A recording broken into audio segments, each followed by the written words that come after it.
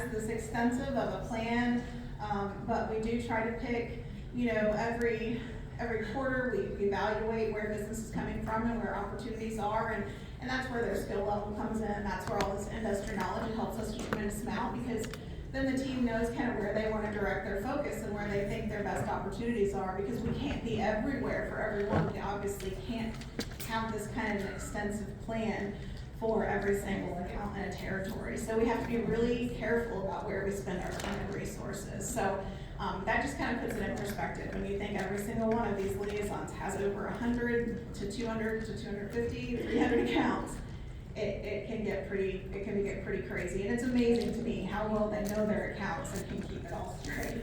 It really is. All right, our next presenter is Jen Foley. I have to tell you, Jen is one of our newest liaisons.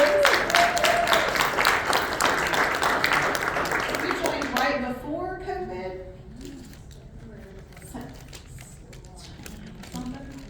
Not very long ago. Yeah, about a year and a half ago. And Jen had never done sales and marketing before. Holly is a seasoned salesperson. I worked with Holly a long time ago when I worked at Altera Sterling House. If that tells you anything, that's how long ago that was. She delivered my DME, and I worked with her. She's been a salesperson for a long time. Jen is new, and she has done a phenomenal job. I have to brag on this girl.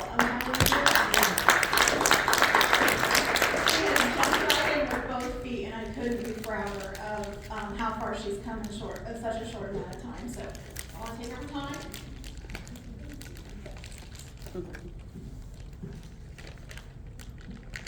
So I'm going to talk to you guys today about Sycamore Glen Retirement Community. Their residents are our families. That was kind of my key point in doing this. When we're building an account profile, we're not only getting just geographical information, but we're also looking at, who's in their building. What do the residents look like? Is it a husband, wife? We have to have those dynamics to be able to create a sales plan. What's up top there, that's pretty typical for an assisted living that is that same size. What to know about Sycamore Glen staff, this has kind of changed here a little bit, but they have caregivers, they have LPNs since they're an assisted living, and then they have a nurse manager. The LPNs and caregivers report to the clinical care coordinators, who then report to the nurse manager. This is one thing, in our territory management, Sycamore Glen is, maybe some of you haven't even heard of it, but I'm sure you've heard of Kettering Health. And so Sycamore Glen is the long-term care facility that Kettering Health has within its network. When we look at Kettering Health from an Ohio hospice standpoint, in the last 90 days we've had over 300 referrals from Kettering Health and all their partners. They have 13 hospitals, over 200 outpatient facilities, ambulatory, freestanding ERs, you name it. But even the small impacts that we can have sitting at Sycamore Glen could ultimately affect what we're doing in a much bigger environment with the hospital systems. Through my account management, that's where I go in and I have to find out what their needs are. I can't develop a sales plan based off of my needs, right? We've talked about that for today and yesterday. It's not about me, it's about what that facility, Sycamore Glen in this case, needs, and how do I figure out what they need. It's a lot of listening, less talking, like Amy said. I think it was Amy, 2 ears, 1 mouth. So, and that's kind of hard for a salesperson, because I'm pretty sure it was meant to be the other way around. But unfortunately, so we go in, and we ask questions. We find out what their needs are. How do we fill those needs? Even like Sycamore Glen has a long-standing staff. To give you an idea, it says there, nurse manager Angie Burton. They had tenured staff, and even a facility like this, they're now, since we started this, oddly enough, we're talking about 6 months ago, 8 months ago, they are on their second nurse manager, their third executive director, their second activity manager, and their second admissions and marketing person. And so we are talking about those relationships. I may walk in one day, and I got whatever time I got with, let's say, the director of nursing. But like as I form that relationship, I can walk out because that's my win for the day. I got a few minutes of their time. It wasn't that I got a referral, but I got a few minutes of her time, and it seemed impactful. It seemed like we connected. And so when you come out and then you go back the next time and that person's a different person. So you're kind of right back to square A. Things kind of start all over again. Our relationship, so for the last 9 years, Sycamore Glen has chosen Ohio's Hospice as their primary hospice provider, and that is related to the good relationship with the care manager, the facility staff.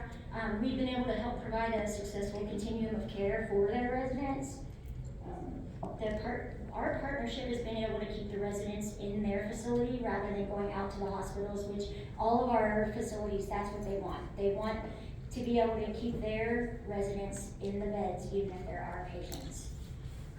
Our services, they enhance the resident experience, and one of their key selling points at Sycamore Glen is that they want to be able to tell families that their family member can age in place.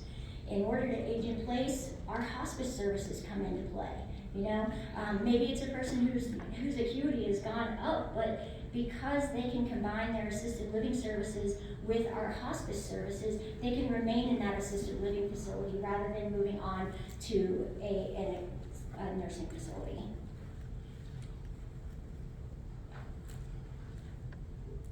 This just kind of continues our relationship. We have what we call care coordination meetings. For short, it's a CCM. And that's really where our nursing staff, our whole team comes together. We even try to include like our team leaders for our care partners, as well as the care manager, the chaplain, the social worker, the community outreach liaison. But after we started them again at Sycamore Glen in May, kind of post the start of COVID, I worked with our volunteer services, and we presented certificates to their volunteers on Veterans Day in November.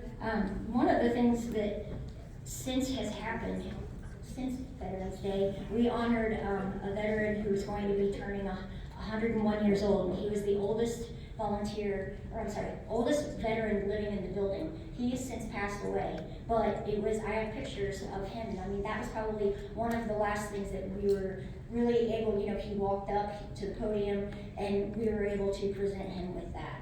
And that meant a lot, like just being there for these different, their activities, but they mean a lot to the people, and it gives us an opportunity. I mean, I brought our whole volunteer team in. We had 4 volunteers. We were handing out certificates. I got to see our own veterans, because there were a couple that didn't come down that were our residents, that we went up and did the American Pride presentation in their apartment. I partnered with Help and Manager, and we provided advanced care planning, and that was with Sycamore Glen specifically. So it is, let's call it maybe a little bit higher acuity, high-rise building with independent and assisted living, but all around it is an independent community of homes, and those folks come for a monthly meeting. And so with Rachel Hack, we provided the advanced care planning to those residents, the independent living residents, the ones who we want them, that we're trying to educate so that they know when the right time to make that call to hospice is. Not end of life, but they need to have it on their radar. We also provide education to staff we have education boards, and they come with a test and a the answers to the test and a test. So the facilities really like that. It does qualify for like a skilled nursing facility. It needs to provide education each month to their staff, and we're able to do that. With us managing that as well, it gives us an opportunity to determine what we want them to learn about. For example, one of the first boards most of my facilities want is the Macy Catheter Board. And that's because most people don't know what a MACI catheter is. But if they have one of our patients in their building, it may become a need of that patient, and it might be a necessity. If they want to keep them in their bed and not going to the inpatient unit, that they learn how to do meds through the MACI catheter.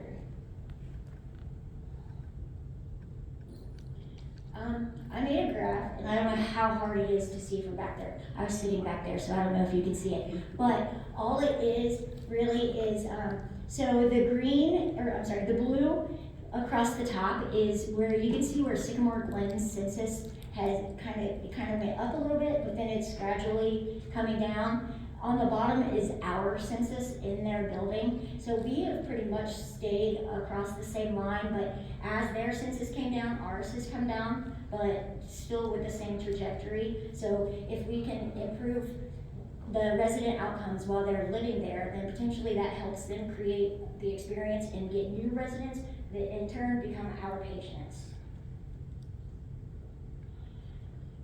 So how do we do this partnership right? You know, how do we make them feel like we are doing what they expect of us to do?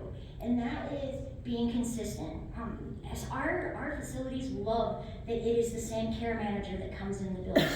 It's the same PCS that's coming in and taking care of that resident. The residents form a bond. We become part of the team of the facility. They know that they can count on us. They want an easy button. You know, it shouldn't be hard to make a referral and have somebody out there quickly to take care, to get their patient assessed. I did this earlier today, or maybe it was yesterday, but it was last night with Mark. You know, it's because, and if you put yourself in those shoes, you're gonna realize it too. When it's your family member, here's the world, and it's revolving around your family member. That's what the patients, these residents are to the people who work there. You know, that's their family member, and they're the most important thing that they have on their mind right now, and they need us as a partner to be that same way with them. They're looking for communication. They want to know if we're in the building. I hear that all the time. Even if there happens to be a service recovery issue, it's because she didn't know we were even in the building. You know, an administrator. So making sure that we let them know when we're in the building. Extended hours support. Most of our facilities during the day, people are awake. There's definitely, you've got your leadership support staff, and you're typically fully staffed, but you're not quite staffed like that at night. So they want to know that they'll be able to reach somebody if they have an emergency or need triage of any sort. And then lastly, they want to feel like a partner in care. They want to see, hey, we've got a home care patient who's now looking for assisted living. You've been referring to us, you know, in my accounts, you're one of my top referral sources. Then I think that they want to see how we can, you know, reflect that back to them. Hey, we've got somebody who's looking for assisted living, and they were one of our home care patients. Internal collaboration, again, we talked about this a lot today too, but you know, some of the things that in this account I've done is had the business development director ride along.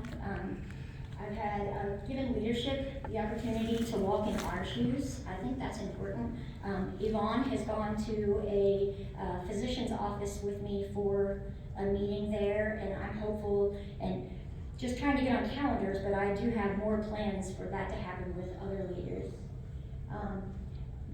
Our care partner team leader attends our monthly CCMs. When I first started, that wasn't really happening. It was the team, but then we started being able to involve the team leader so that they're showing that support. And then if there's any issues, that they're there to kind of resolve it right then. My plan is to visit Sycamore Glen bi-weekly. Every account's different though. Not all my accounts need a visit every other week. So it depends, you really have to feel that out. What are their needs? You know, not everybody wants to see you that often. So you're gauging, like all the time you're doing your job, you're gauging how often do they want me here? You know, what is supportive? Partner with all the facility department heads for opportunities to be in the building. I may not get to see that director of nursing or the administrator, but if I did that Veterans Day benefit, they came down while we were honoring their veterans, so I was able to talk to the executive director for a little bit. And like I said before though, the IPU and home care teams keep Sycamore Glen in mind for placement as our patients' needs rise. One key part here, this is our team, and I thought it was important not just to know who Sycamore Glen's team is or how they operate, but who our team is. Our team has not changed. I didn't have to change any of these pictures since 6 months ago when I created this slide, and that means a lot. I mean, seriously. We are showing the consistency in care. They know who their team is, and to them and to others, that's very important.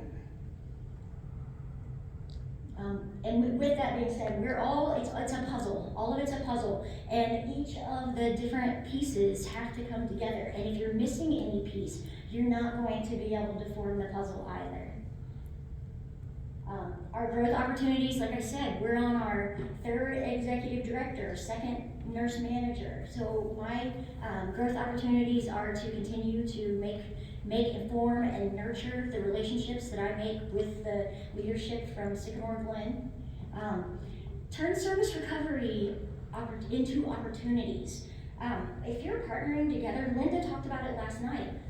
If you're working together, it's not this person's fault or this person's fault, because we are working together and we're going to fix it together.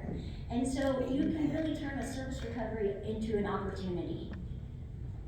The relationship, because of my relationship with the executive directors who have been at Sycamore Glen, I also was able to meet with, you have to figure out who your real decision makers are, right? Just because it's the front door person is very, very important, but her big decision or his big decision is, are you gonna get past me today? And each person you encounter, they have different decisions that they're responsible for. But I was able to get in with the real decision makers within Kettering Physician Network, and that's because of the relationships I've formed. You have to customize the value proposition. I have to find out what it means to them and customize it, because what it means to one facility is not what it means to another facility. You have to spend so much time learning them, growing their relationship to understand what their needs are and how you can fill them. And offering to have the hospice conversations with families. That's a tough one for them. And it works out for us because we're okay with that conversation. We have been trained and we're comfortable making other people feel comfortable about that decision. And if nothing else, just being there for them if they have any questions. So we kind of talked about share voice, and so I want you to think about this. So today you're all in this room, but there's been, by the time we're done, there will be 13 people who presented today. I've had your attention 20, 30 minutes by the time we do questions, but that means that my message is only 6.25% of your day. That's really small. I'm not making an impact on 6.25% unless I'm coming back again next week and getting 6.25 and next week and maybe the next day. It kind of depends on the situation. But that share of voice, it's not just me walking in there, it's the person from a different hospice. It's a person from home health care. It's the caregiver walking down the hall who needs some of that time also.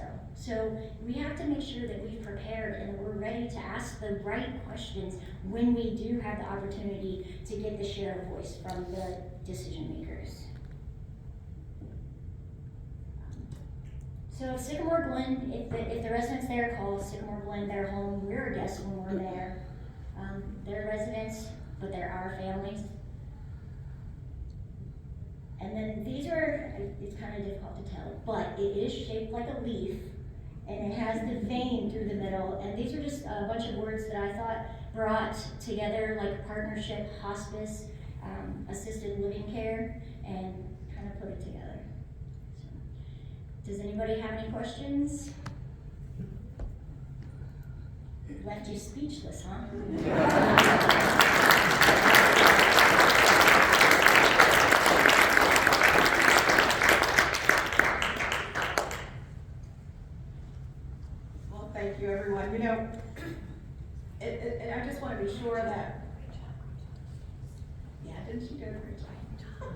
I love it.